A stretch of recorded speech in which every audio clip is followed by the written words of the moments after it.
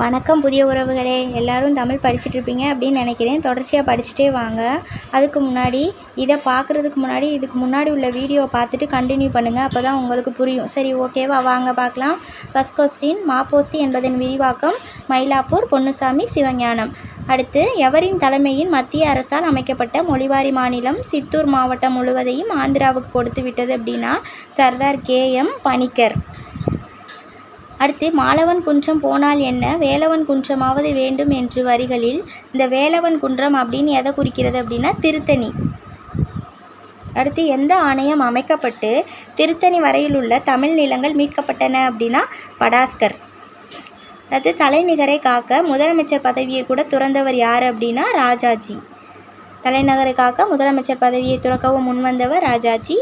அடுத்து, ஆந்திராவின் தலைநகர் சென்னையாக இருக்க வேண்டும் என்ற இடைக்கால ஏற்பாடு எந்த நீதிபதியின் தலைமையின் அதிகாரப்பூர்வ கருத்து நிலவியது அப்படின்னா வாஞ்சு தலைமையில். அடுத்து, எந்த ஆண்டு நேரு ஆந்திராவின் தலைநகர் ஆந்திரா நாட்டின் எல்லைக்குள்ளேயே அமையும் என உறுதியளித்தார் அப்படின்னா மார்ச் 25, 1953. அடுத்து, ஞானப்பிரகாசம் முதலில் ஈடுபட்டது என்ன கிளர்ச்சி அப்படின்னா தெற்கெல்லை கிளர்ச்சி, அதாவது மாப்போசி. அடுத்து, மாப்போசி 1946 அக்டோபர் 25 நாகர்கோவில் நகரின் ஒரு பகுதியான நாகர்கோவிலில் ஒரு ஏரியா, அது வடிவேஸ்வரத்தில் எந்த ஆண்டு விழா, அங்கே ஒரு ஆண்டு விழா நடக்குது, அதில் பேசியிருப்பார். என்ன தலைப்பு அப்படின்னா வடிவே வாலிப சங்கத்தின் ஆண்டு விழா. சரியா? அடுத்து, தெற்கு எல்லையை பற்றிய மாப்போசியின் முதல் பேச்சு எப்போது நிகழ்ந்தது? ஃபஸ்ட்டு எப்போ பேசினார் தெற்கு எல்லையை பற்றினா 1946, சுதந்திரத்துக்கு முன்னாடி. அடுத்து, ஞானப்பிரகாசம் எந்த ஆண்டுகளில் திருவிதாங்கூர் முடியாட்சியிலிருந்து தெற்கு எல்லையை மீட்க போராடினார் அப்படின்னா 1953, 54, 2 வருஷம். அடுத்து, தமிழரசு கழகம் எந்தெந்த எல்லை கிளர்ச்சியை தமிழகம் தழுவிய அளவில் தொடங்கி வைத்தது அப்படின்னா வடக்கெல்லை, தெற்கெல்லை. அடுத்து, தெற்கெல்லை கிளர்ச்சியில் திருவிதாங்கூர் ஆட்சி நடத்திய துப்பாக்கி சூடு காரணமாக உயிர் நீத்தவர் யார் அப்படின்னா தேவசகாயமும் செல்லையாவும். சரி, அடுத்து, இயற்கையாகவே போர்க்குணம் கொண்டவராகவும் திருவிதாங்கூரில் செல்வாக்கும் உடையவராகவும் இருந்தவர் யாருன்னா நேசமணி. அடுத்து, எந்த ஆட்சி அகன்று கேரள மாநிலம் உருவானது அப்படின்னா திருவிதாங்கூர். அவங்க ரொம்ப ஸ்ட்ரிக்டாக இருப்பாங்க. அந்த ஆடைகள்லாம் போடக்கூடாது, ப்ளவுஸ் போடக்கூடாது, அந்த மாதிரிலாம் திருவிதாங்கூர் மன்னர்லாம் சொல்லியிருப்பார். ஓகேவா? அடுத்து, கூடலூர் எந்த மாவட்டத்தில் அமைந்துள்ளது? நீலகிரி.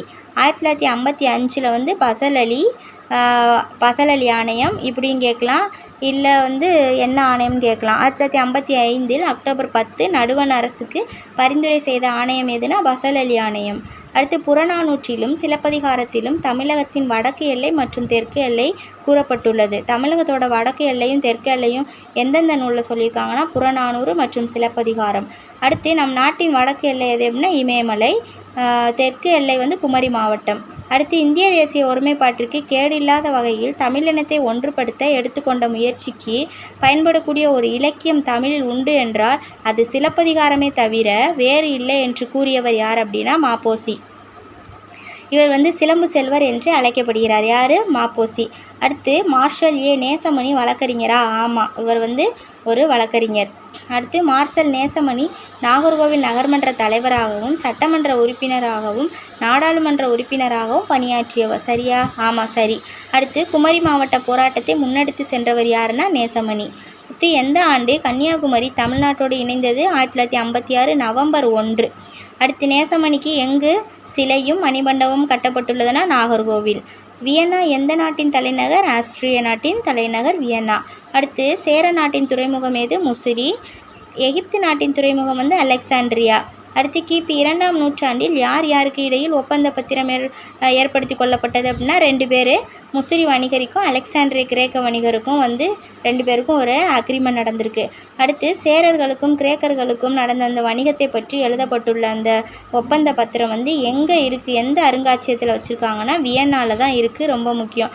அடுத்து, எனது போராட்டம் இது எவருக்கு சொந்தமான இந்த வரின்னா மாப்போசி தான்.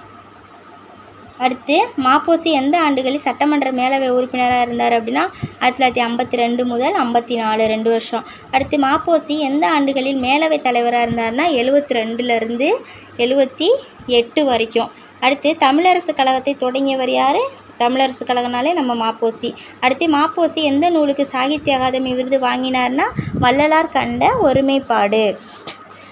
முக்கியம். அடுத்து மாப்போசி எந்த ஆண்டு வள்ளலார் கண்ட ஒருமைப்பாடு என்ற நூலுக்காக சாகித்ய அகாதமி விருது வாங்கினார்னா வருஷம் கேட்டாங்கன்னா 66, 1966. வள்ளலார் 6ன்னு முடியுதா, 1966. அடுத்து ஞானப்பிரகாசத்திற்கு எங்கு சிலை அமைக்கப்பட்டுள்ளது அப்படின்னா திருத்தணியிலும் சென்னை தியாகராஜ நகரிலும் தான் வந்து மாப்போசிக்கு சிலை வச்சுருக்காங்க. அடுத்து இலக்கணம் பாருங்கள்.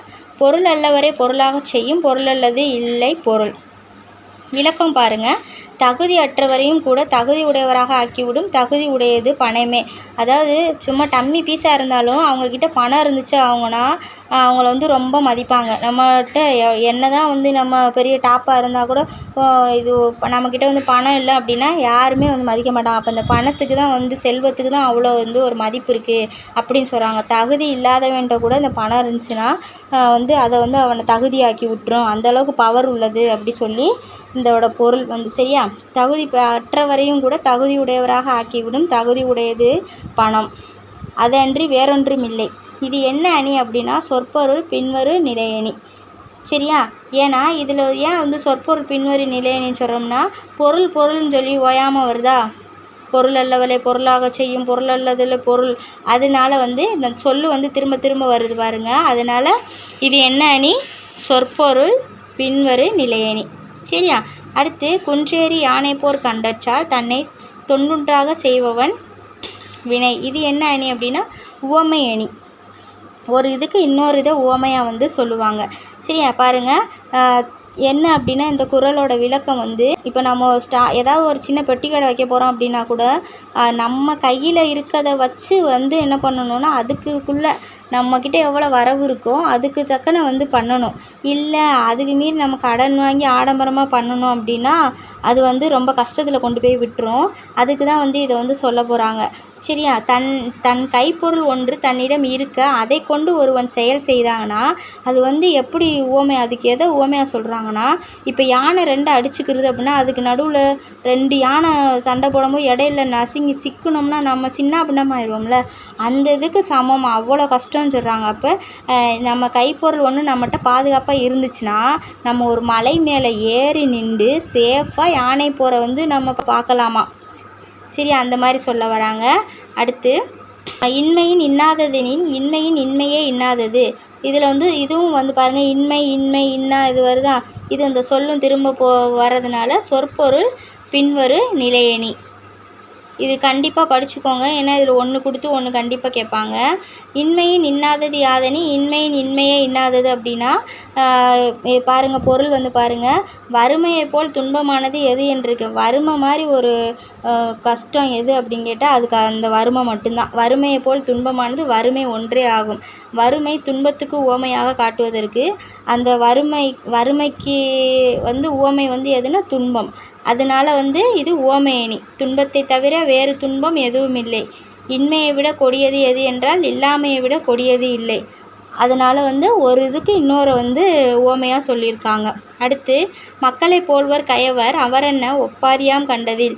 இதில் என்ன அணி பயின்று வந்துள்ளதுன்னா இதுவும் உவமை அணி. பாருங்கள் எதுக்காக அப்படின்னா மக்களை போல்வர் கயவர் அவரென்ன ஒப்பாரியான் கண்டதில்லை அப்படின்னா கயவர்கள்னால் கெட்டவங்க, வஞ்சகம் பிடிச்சவங்க. அந்த கயவர் நம்மளை மாதிரி தான், அவங்களும் மனுஷங்க தானே. அப்போ கயவர் வெளி தோற்றத்துக்கு நம்மளை மாதிரி தான் அவங்களும் இருப்பாங்க. ஆனால் அந்த ஒரு தோற்றத்தில் மட்டும்தான் நம்மளை மாதிரி இருப்பாங்களே தவிர மிச்சபடி அவங்கக்கிட்ட குவாலிட்டிஸ் எதுவுமே நல்ல குவாலிட்டிஸே இருக்காது அப்படி சொல்ல வராங்க. கயவர் வெளித்தோற்றத்தில் மனிதரை போல இருப்பாங்க. மற்ற ஒற்றுமையை அதாவது அந்த ஒப்பாரினா ஈக்குவலாக வேறு எந்த ஒரு ஒற்றுமையும் அவங்களுக்கு இருக்காது அப்படின்னு சொல்கிறாங்க. சரி, அதான் மக்களை போல்வர் கயவர் அவரும் நம்மளை மாதிரி தான் இருப்பாங்க. அது அல்லாமல் வேறு எந்த ஒற்றுமையும் நான் கண்டதில்லை. அப்படி தான் இதோட பொருள். அடுத்து பாருங்கள் தேவர் அணையர் கயவர் அவரும் தான் மேவன செய்தொழுகலான். அதுவும் கொஞ்சம் இதுக்கு இதாவது மாதிரி தான் வரும். பாருங்கள் தேவர் அணையர் கயவர் அவரும் தான் மேவன செய்தொழுகலான் அப்படின்னா கயவரும் தேவர்கள் என்ன பண்ணுவாங்கன்னா அவங்க என்ன நினைக்கிறாங்களோ அவங்க கடவுள் மாதிரி அவங்க என்ன நினைக்கிறாங்களோ அது இஷ்டத்துக்கு அவங்க செய்வாங்க. யாருமே அவங்கள கட்டளையிட தேவையில்லை. அதனால் அவங்க எது நினச்சாங்களும் செஞ்சுருவாங்க. அதே மாதிரி தான் கயவரும் தேவரை போல் தான் விரும்பியதெல்லாம் செய்வாங்க. கெட்டவங்களும் இதை தான் செய்யணும் செய்யக்கூடாதுன்னு இல்லை, எதுனாலும் செஞ்சுருவாங்க. மனம் போன போக்கிலேயே அவங்களும் போவாங்க. இது சரி தவறு அப்படின்னு நினச்சி செய்ய மாட்டாங்க அந்த கயவர்கள். எதுனாலும் பார்த்துக்கலாம் அந்த மாதிரி வந்து பண்ணுவாங்க கொடியவங்க. சரியா? மனம் போன போக்கில் நடக்கிறதுனால தேவரை சொல்லி அதுக்கப்புறம் இந்த கயவர்களை நல்லவங்கள சொல்லி கெட்டவங்களையும் சொல்கிறாங்க பாருங்கள். அவர் மாதிரி தான் இவங்களும் புகழ்கிற மாதிரி புகழ்ந்து அந்த மாதிரி திட்டி விட்டுட்டாங்க. அப்போ இது என்ன அணி அப்படின்னா வஞ்ச புகழ்ச்சி அணி. இது வந்து தெரியும் உங்களுக்கு. அடுத்து சொல்ல பயன்படுவர் சான்றோர் கரும்பு போல் கொல்ல பயன்படும் கீழ். இது என்ன அணி அப்படின்னா இது ஓமை அணி. ஒரு இதை சொல்லி அதுக்கு வந்து ஈக்குவலாக வேறு ஒன்று சொல்லுவாங்க. என்ன சொல்கிறாங்க பாருங்கள். சொல்ல பயன்படுவர் சான்றோர் கரும்பு போல் கொல்ல பயன்படும் கீழ் அப்படின்னா இதோட விளக்கம் பாருங்கள். இல்லாதவர் இப்போ வந்து என்கிட்ட எதுவும் இல்லை அப்படின்னா என்னோடய கஷ்டத்தை வந்து ஒருத்தவங்கக்கிட்ட வந்து நான் சொல்கிறேன். அவங்க வந்து நல்லவங்களாக இருந்தாங்க அப்படின்னா அதை டக்குன்னு புரிஞ்சுக்கிட்டு உடனே அவங்க நமக்கு மனசு இறங்கி அவங்களால என்ன முடியுதோ அவங்க வந்து கண்டிப்பாக வந்து உடனே மனசு இறங்கி நமக்கு செஞ்சுருவாங்க. ஆனால் இந்த நயவஞ்சகக்காரவங்க கெட்டவங்க அந்த மாதிரி இருக்காங்களா, சரியான கஞ்சவங்க கயவர்கள் இருக்காங்களா, அவங்கக்கிட்டேலாம் என்ன தான் நம்ம கஷ்டம் இதாக இருந்தாலும் அவங்கள மனசை அவ்வளோ சீக்கிரம் வந்து கரைக்க முடியாது. கரும்பை எப்படி வந்து நல்லா மிஷினில் போட்டு நல்லா பிழிஞ்சு எடுத்தால் தான் அதோட சாறு நமக்கு கிடைக்குதோ அந்தளவு கடினமானது அப்படின்னு சொல்கிறாங்க. சரியா? இல்லாதவ சென்று தம் நிலையை சொன்ன அளவில் சான்றோர் என்ன பண்ணிடுவாங்க, இறங்கி கொடுத்துருவாங்க. ஆனால் கயவர்கள்ட்ட அந்த மாதிரி வாங்க முடியாது, ரொம்ப கஷ்டம் அது அப்படி சொல்கிறாங்க. அடுத்து வாழ்வியலை முன்னோர் எவ்வாறு வகுத்தார்கள் அப்படின்னா கடைசி கொஸ்டின். வாழ்வியலை வந்து முன்னோர் வந்து எவ்வாறு வகுத்திருக்காங்க அப்படின்னா அகம் புறம் அப்படின்னு 2 வகையாக வந்து பிரித்து வச்சுருக்காங்க. சரியா? ஓகே நண்பர்களே, இது முக்கியமான கொஸ்டின்ஸ் எல்லாம் இருக்கும், பார்த்துக்கோங்க. கண்டினியூவாக படிச்சுட்டே வாங்க. ஓகேவா? இந்த வீடியோ எப்படி இருந்துச்சு என்னென்னு எனக்கு கமெண்ட் பண்ணுங்கள். இது யூஸ்ஃபுல்லாக இருந்துச்சுன்னா ஷேர் பண்ணிக்கோங்க, ஃப்ரெண்ட்ஸ்க்கும் ஷேர் பண்ணுங்கள். மறக்காமல் சப்ஸ்கிரைப் பண்ணிக்கோங்க நண்பர்களே. இப்போ தான் வந்து நான் எப்போல்லாம் வந்து வீடியோ போடுறேனோ அப்போ வந்து நீங்களும் வந்து தொடர்ச்சியாக படிச்சுட்டே வர முடியும். ஓகேவா? வெற்றிக்கனியை பறிச்சிருங்க. தேங்க்யூ.